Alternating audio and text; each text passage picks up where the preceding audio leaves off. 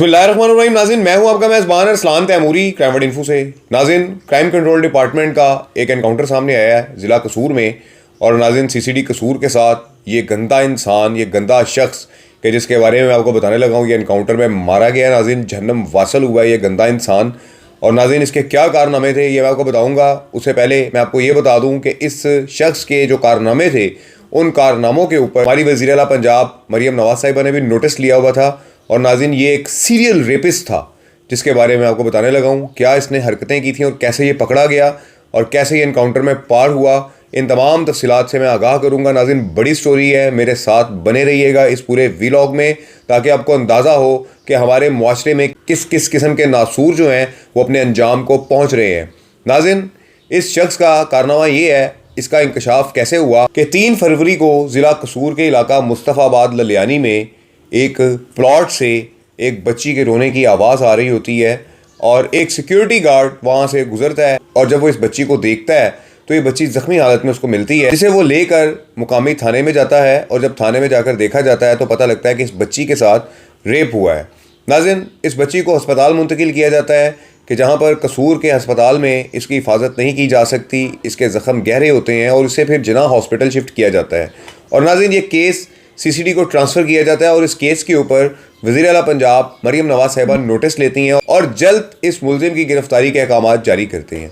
नाज़रीन, crime control department के पास जब ये केस आ जाता है, ट्रांसफ़र हो जाता है क्राइम कंट्रोल डिपार्टमेंट को, ये केस क्राइम कंट्रोल डिपार्टमेंट तफ्तीश का आगाज़ करता है। और इस जाए वक़ुआ से, चूँकि इस बच्ची का घर तकरीबन आधा किलोमीटर के फासले पे था, इस 1 किलोमीटर के इलाके को क्राइम कंट्रोल डिपार्टमेंट की टीमें कॉर्डन ऑफ करती हैं और यहाँ पर मौजूद 400 घरों में 700 अफराद की प्रोफाइलिंग की जाती है, उनका डाटा इकट्ठा किया जाता है और उस पर काम शुरू कर दिया जाता है। इसी असना में एक दुकान के ऊपर एक कैमरा लगा होता है, उस कैमरे की फुटेज हासिल की जाती है और उस फुटेज में मौजूद आने वाले गाहकों की, जिनकी तादाद 43 थी, 43 थी, उन 43 अफराद की प्रोफाइलिंग की जाती है और शनाख्त की जाती है। लेकिन नाज़रीन, इनमें से 42 अफराद की शनाख्त हो जाती है, जबकि एक शख्स की नाज़रीन शनाख्त नहीं होती।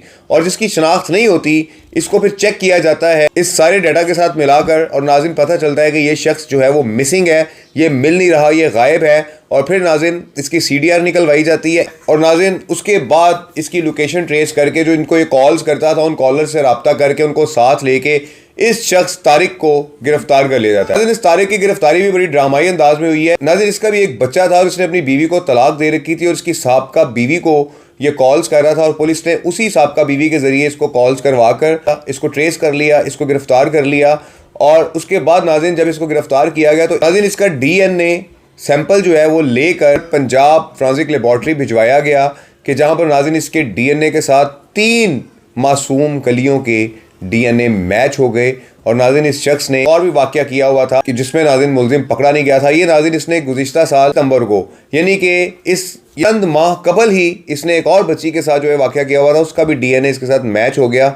और इस तरह नाज़रीन इस शख्स ने चंद माह के अंदर 3 बच्चियों के साथ सीरियल नाज़रीन रेप किया और उसके बाद ये गिरफ्तार हुआ। और इसे नाज़रीन निशानदेही के लिए CCD कसूर लेकर जा रही थी कि इसे छुड़ाने के लिए इसके साथी आ गए और ये उनके साथ फायरिंग के तबादले में गोली लगने से मारा गया। ये नाज़रीन इस सीरियल रेपिस्ट, इस गंदे आदमी का अंजाम हुआ है। तारिक इसका नाम था, ये नाज़रीन इसका कारनामा था, ये सारा वाक़या था जो मैंने को बता दिया है। ये नाज़रीन सारी सूरत हाल है। इस व्लॉग के साथ इजाज़त दीजिए। अल्लाह हाफ़िज़।